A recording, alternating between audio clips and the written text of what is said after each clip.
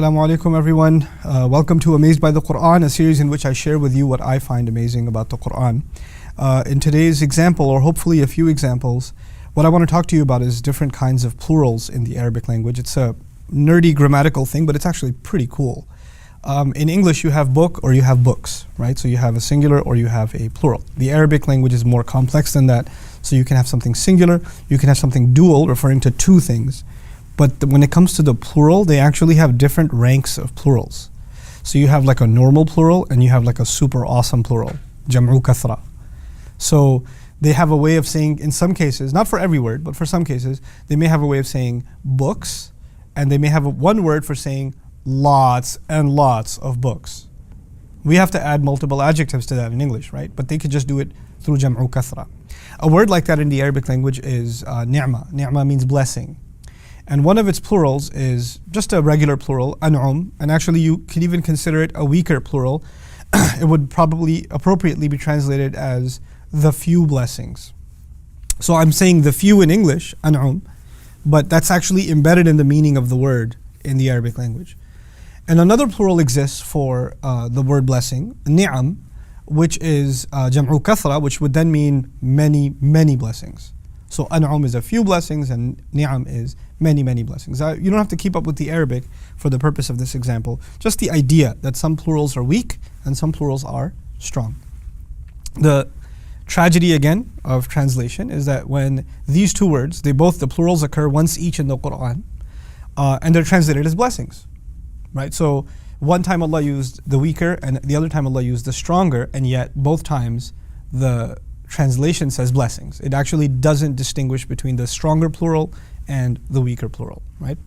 So I wanted to highlight to you, when did Allah use the stronger plural and when did Allah use the weaker plural, because I wanted to highlight how precise, how laser precise the language of the Qur'an is, how much it takes into consideration context and what's being said and what the perfect fit for that particular context will be.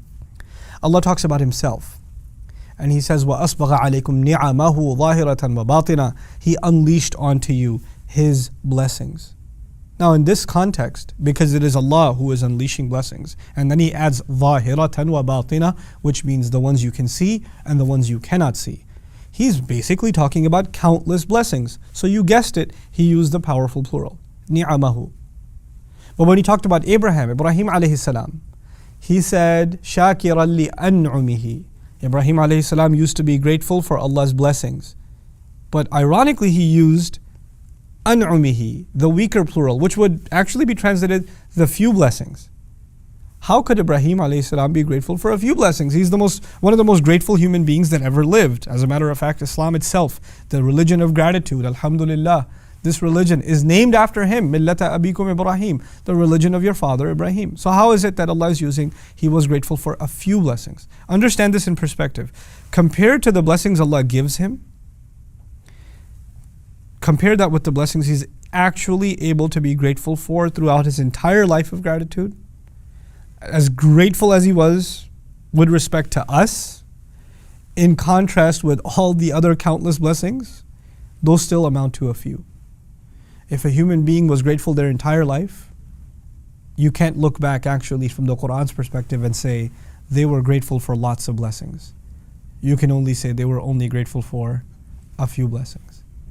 And actually being able to be grateful for a few blessings is a huge accomplishment in the Qur'an. It's not actually an insult, it's a compliment. Why? Because Allah Himself says, وَإِن تَعُدُّوا نِعْمَةَ اللَّهِ لَا تُحْصُوهَا. Look at the remarkable statement. He says, if you were to try to fully account for one blessing of Allah, you wouldn't be able to fully encompass it.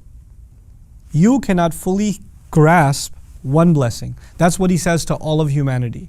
You cannot encompass one blessing. Ibrahim alayhi salam is able to be grateful for a few blessings. This is actually a compliment to Ibrahim alayhi salam. And so the contrast between the more and the few is actually highlighting a very beautiful thing. No human being can ever say in this life, if Ibrahim can't say alayhi salam that he was grateful for so many blessings, no human being will ever be able to say that I'm grateful enough. That's just never going to be the case.